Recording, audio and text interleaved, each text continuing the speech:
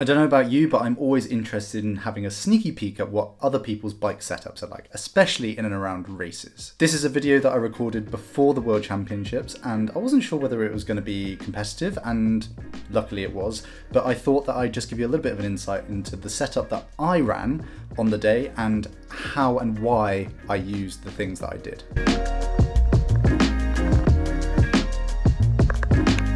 If you want to check out any more of the kit that I tend to use, please do check out the links in the description below. You can find a few bits and pieces that I tend to use and quick links to them. One of the things that I've been asked for quite a few times is a run through of my Trek Speed concept, which I use for training and racing, but primarily obviously racing. So I thought I'd take you through from top to bottom, from cockpit to all of the componentry, and kind of give you a little bit of an overview of how it runs and how I find it in a race. So this is the Trek Speed Concept 9 series. So it's top of the range pretty much. And I've got Cycle World to thank for that in Guernsey. And I wouldn't have been able to do it without them. So first of all, thank you so much Cycle World for helping me out with this bike. It's relatively off the shelf with a few different modifications, which I'll go into a little bit more about. So first things first, the cockpit. So on the cockpit, it's a pretty standard Trek factory issue cockpit. I haven't gone for any of the Watt Shop or Aero Coach or anything like that bars at the front end because I basically couldn't afford them. But I've got into a really good position with the standard Trek Speed Concept front end. It's very adaptable. So I've got to basically give kudos to Trek for that because it is amazing. Like I can get into the right position pretty much. It's probably not the most aerodynamic thing. I haven't been in the tunnel, but I have been to a bike fit and I'm pretty much there. Like these little risers here are very good for getting the front end up a little bit, but also they've got a few different adapters here which allow you to go out further forward or a little bit further back, and the front here is also able to push back and forward. So really, really good for traveling, one, and two, really good for adjustability so I could get into the right position for me. These are the standard cups. So I've actually put different pads in there, but pretty much the standard cups that come with it. And also the front Garmin mount is what came with it as well. But I've just got my Garmin 530, I think it is, on the front there. It fits really nicely in the middle of the bars. In the middle here, I've actually gone for the between the arm Trek bottle. Now this is Trek issue, and it's great because I can also put a bottle here which adds extra storage for water or carbs or anything like that. I use both and I really rate it. I would say that it leaks slightly when going over bumps, so you do need to tape it up a little bit, but in general, a very good system. Now in terms of touch points and componentry, it's all SRAM axis. So it's the top of the range SRAM group set. It's got the blips up top and it's got the blips also on the side here so that you can change gear when you're either in the aerodynamic position or going up a hill, basically. The brakes are fantastic. It's got this little, basically, wedge there so that you don't slip off the front, which I had on my last bike, which was terrifying if I'm completely honest. The componentry obviously stems down to the hydraulic disc brakes and also the rear derailleur. I've taken off the front derailleur, as you can see here, because it's more aerodynamic, and I've gone 1x. So this is a drag to zero 1x chainring. It's a 54 at the moment, but I might change that out depending on the course. And then I've gone for a Quark power meter with the SRAM red axis cranks.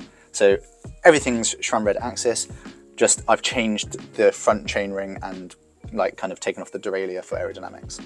The rear mech is SRAM red axis. It's a 12 speed and it goes up to 36 on the back. So I've got plenty of range of gears, especially when I'm on a 54, and it's a 10-36. So that's pretty much what I run. This isn't. This is a 10-28 because it's a flatter course that's coming up in the near future. This bottle in the middle here is great. I don't tend to use it too often, but it is actually really good for aerodynamics. Underneath this bottle in here is actually more storage. So I can put a puncture repair kit in there, which I do for racing, just in case. I tend to just put a canister and a spare tube with some levers, because basically I want to be getting that fixed as quickly as possible so I can get back on the road. Quick intermission. Please do hit that subscribe button, hit that like button if you are enjoying or getting any value out of this. It helps the channel grow and obviously encourages me to carry on making more videos. Also, feel free to leave any comments below on your experiences of this bike or what you use in your race day setups. Up top here is a bento box, so it's got a load of storage in here for gels, or I actually keep batteries in there, or one battery per race, and also a chain link, so that if my chain does snap, I can probably put it back on. And then one or two kind of like solids, so either gels or the little chew things from Precision Hydration, just in case anything does fall off. What I do have here is I have a little strap to strap my bottle in case it is bumpy, just to try and mitigate them falling out. These are prime bottle holders, and I find that they're really, really good for trying to keep those bottles in. Nothing is completely fail-safe, but they're very good. They're probably one of the best ones that I found. You can just find them on Wiggle. Moving further back, I've got the Hilo Pro, I think it's called, the Bontrager standard issue. It's the top of the range one, it's got the carbon rails, and I've got a Tri Backup Pro V hydration system, like back hydration system, with again another prime bottle holder back here. Like, it's not the best, but it's what I could find for the money, and yeah, it's what I've got at the moment. I might upgrade it in the next season, but for now it's doing the job perfectly well. Like, so I've got 1, 2, 3 bottles up top, and I've got this one down here, so 4 bottles in total. It's about 3.5 litres, so I can probably put 1 litre there, 1 litre there. That's 750, this is 750, so yeah, 3.5 litres in total I can hold on this bike if I need to. I run Shimano Ultegra pedals. I don't need the Dura Ace ones, they're quite expensive, and weight is only the real benefit, and it's a TT bike. I don't tend to need too many weight gains. Likewise with the chain, this is a KMC chain. It's not the top of the range one, but I've stripped it and waxed it, so that's meant to be the fastest for that. Tyres and wheels, I've gone for the CES wheels at the moment with the disc. They are fantastic, really, really good wheels, value for money. I have different tyres on at the moment. These are the Grand Prix 5000 STR, so tubeless ready. I run tubeless for everything because it's meant to be better in terms of puncture resistance, so that it repairs itself on the fly rather than having to put a tube inside of it. I would put a tube inside of it if it's completely slit and just to try and get home, but the whole idea is to mitigate risk, and that's what I'm doing with that at the moment. So hopefully it repairs itself, and if it goes too flat, I do have the gas canister to pump up a little bit more air. So I'm not averse to running a different tyre on the front. However, those tyres are meant to be slightly grippier, but less aerodynamic and more rolling resistance than the GP5000 TT tyre, which I have on the back. So the reason I've gone for a different tyre on both is because the front one will allow a little bit more grip, so for going around corners, and it's still pretty quick, and the rear will be the most aerodynamic / lowest rolling resistance. So that's the kind of thinking on there. They're both 28mm tyres. I could have gone on a 25 on the front, sometimes I do, but at the moment they're 28s just for comfort.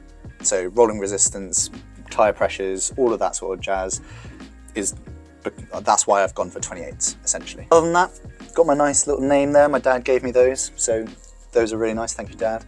And I've got a little bit of tape here just to mark my seat post position, just in case I change it for just in case I have to take it out for travel, or it moves in travel. Should be fine, usually is, but I've got it marked there just in case. So yeah, that's everything on the Trek Speed concept. Hope you enjoyed that. Hopefully it inspires you a little bit. And yeah, if you want one, I would highly recommend. That's all from this video today. Please do hit that subscribe and like button. It helps the channel grow, like I said earlier. But I will keep you updated and hope to see you next time.